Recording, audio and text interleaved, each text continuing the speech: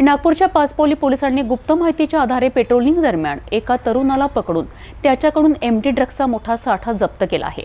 या कारवाईत आरोपींकडून तब्बल 5 ग्रॅम 40 मिलीग्रॅम एमडी सह एक दुचाकी आणि आयफोन असा एकूण 2,50,000 रुपयांचा मुद्देमाल जप्त करण्यात आला आहे।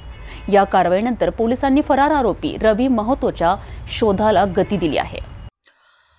नागपूर शहरातील पाचपौली पोलिसांना गुप्त माहिती मिळाल्यानंतर पोलिसांनी तात्काळ परिसरात पेट्रोलिंग सुरू केली। दरम्यान पोलिसांना एका तरुणाचा संशयास्पद हालचालीमुळे संशय आला। चौकशी केली असता त्याचं नाव क्रिश बमनेट असं समोर आलं। पोलिसांनी त्याची झडती घेतली असता त्याच्याकडून 5.40 ग्रॅम एमडी ड्रग्ज सापडले। एमडी सह पोलिसांनी त्याच्याकडून एक दुचाकी वाहन आणि एक आयफोन जप्त केला। संपूर्ण मुद्देमालाची किंमत तब्बल 2,50,400 रुपये इतकी आहे। प्राथमिक तपासात उघड झाला आहे की क्रिश बमनेट हा आपल्या साथीदार रवी महतो सोबत एमडी तस्करीचं जाळं राबवित होता। मात्र रवी महतो सध्या फरार असून त्याच्या अटकेसाठी पोलिसांनी शोध मोहीम सुरू केली आहे। या प्रकरणात पाचपौली पोलिसांनी कलम एनडीपीएस कायद्यानुसार गुन्हा नोंदवून तपास सुरू केला आहे।